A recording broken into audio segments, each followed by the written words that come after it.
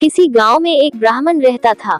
वह आसपास के गांवों में भीख मांगकर अपना और अपने परिवार का पेट पालता था।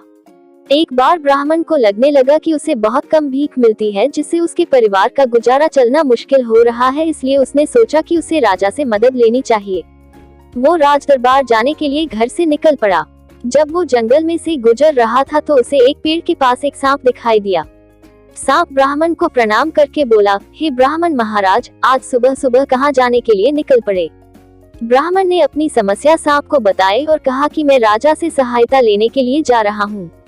सांप बोला, हे ब्राह्मण महाराज, मैं तुम्हें एक भविष्यवाणी सुनाता हूँ, तुम वो राजा को बता सकते हो, लेकिन मेरी यह शर्त है कि राजा से मिलने वाले धन में से आधा धन तुम मुझे दोगे। ब्राह्मण ने शर्त मान ली तो सांप ने कहा, राजा से कहना कि इस साल अकाल पड़ेगा, इसलिए प्रजा को बचाने के लिए जो भी उपाय करने हो कर लेना। ब्राह्मण ने सांप को धन्यवाद दिया और राजदरबार के लिए रवाना हो गया। अगले दिन ब्राह्मण राजमहल पहुंच गया। दरबान से ब्राह्मण ने कहा कि राजा से कहो, एक ब्राह्मण आया है जो भविष्यवाणी करता है। राजा ने ब्राह्मण को राजदरबार में बुलाकर पूछा कि बताओ, तुम भविष्य के बारे में क्या जानते हो? ब्राह्मण ने सांप द्वारा की गई भविष्यवाणी राजा को सुना दी। राजा ने भविष्यवाणी सुनी और कुछ धन देकर ब्राह्मण को विदा कर दिया। वापस लौटते हुए ब्राह्मण ने सोचा कि यदि सांप को आधा धन दिया तो उसका धन जल्दी समाप्त हो जाएगा। इसलिए ब्राह्मण रास्ता बदलकर अपने गांव चला गया। भविष्यवाणी के अनुसार अकाल पड़ा, लेकिन राजा ने पहले से ही जानकारी होने के कारण बहुत से इंतजाम कर दिए थे, इसलिए प्रजा को कोई समस्या नहीं हुई। एक साल बीत गया। ब्राह्मण का धन धीरे धीरे खत्म हो गया तो ब्राह्मण पुनः राजा से मदद लेने के लिए चल दिया। रास्ते में उसे फिर वही सांप मिला। अभिवादन करने के बाद सांप ने फिर से ब्राह्मण से कहा कि आधा धन देने की शर्त पर मैं तुम्हें एक भविष्यवाणी सुनाऊंगा, तुम मेरी भविष्यवाणी राजा को बता देना। सांप ने इस बार ब्राह्मण को बताया कि राजा से कहना इस साल भयंकर युद्ध होगा, जो भी तैयारी करनी है कर लो। आधा धन देने का वादा कर सांप से विदा लेकर ब्राह्मण राजदरबार पहुंचा। राजा ने बहुत सम्मान के साथ ब्राह्मण का स्वागत किया और एक और भविष्यवाणी करने के लिए कहा। ब्राह्मण ने कहा कि महाराज, इस साल एक बहुत भयंकर युद्ध होगा, जो भी तैयारी करनी हो तो कर लो। इस बार राजा ने ब्राह्मण को पहले से भी अधिक धन देकर विदा किया।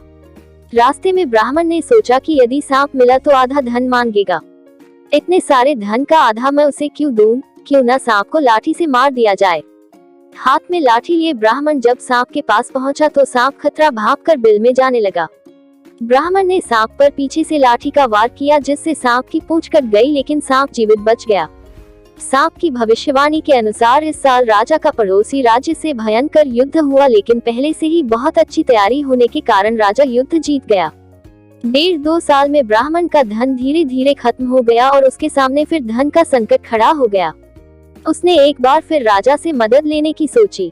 एक दिन सुबह सुबह राजदरबार जाने के लिए नगर की ओर प्रस्थान किया। जंगल में पहुंचा तो ब्राह्मण सांप के आगे से नजरें झुकाकर निकलने लगा। सांप ब्राह्मण से बोला कि हे ब्राह्मण महाराज, इस बार मिलकर नहीं जाओगे? ब्राह्मण कुछ न बोल सका और नजरें नीची करके खड़ा रहा। सांप बोला, राजा से कहना इस बार राज्य में धर्म की स्थापना होगी, सब अच्छे काम होंगे, राजा और प्रजा सब सुख से रहेंगे। ध्यान रखना, जो भी धन मिले उसका आधा मुझे देकर जाना। ब्राह्मण ने आधा धन देने का वचन दिया और राजदरबार की ओर रवाना हो गया। राजदरबार में पहुंचने पर ब्राह्मण का विशेष स्वागत किया गया। राजा ने पिछली 2 भविष्यवाणियों के लिए ब्राह्मण को बहुत बहुत धन्यवाद किया और आने वाले समय के बारे में पूछा। ब्राह्मण बोला, महाराज, इस बार राज्य में धर्म की स्थापना होगी, राजा तथा प्रजा सुख और चैन की जिंदगी बिताएंगे, सब लोग अच्छा सोचेंगे और अच्छे काम करेंगे। राजा ने ब्राह्मण को बहुत सारा धन देकर विदा किया। गांव वापस लौटते हुए ब्राह्मण ने सोचा कि जब राजा ने थोड़ा धन दिया तो वो 1 साल में समाप्त हो गया, जब ज्यादा धन दिया तो वो 1.5-2 साल में समाप्त हो गया। सांप से गद्दारी की वो अलग, इस बार मैं सांप का सारा हिसाब कर दूंगा। सांप के पास पहुंचकर ब्राह्मण ने सारा धन वहां रख दिया और सांप से 3 बार का धन लेने के लिए कहा। सांप ने कहा, ब्राह्मण महाराज, जब अकाल पड़ा तो तुम रास्ता बदल कर निकल गए, जब युद्ध हुआ तो तुमने मेरी पूंछ काट दी, जिससे मेरा बहुत मजाक उड़ाया गया। अब राज्य में धर्म की स्थापना हो गई है। मैंने भविष्यवाणी की थी कि लोग अच्छे काम करेंगे, तुम भी धर्म के रास्ते पर आगे हो। हम जंगली जानवरों को धन की क्या जरूरत, इस सारे धन को तुम ले जाओ, खुशी से जीवन बिताओ और किसी के साथ कभी भी धोखा मत करो। सांप को धन्यवाद देकर ब्राह्मण गांव आ गया और उसने निर्णय लिया कि कभी किसी को धोखा नहीं देगा।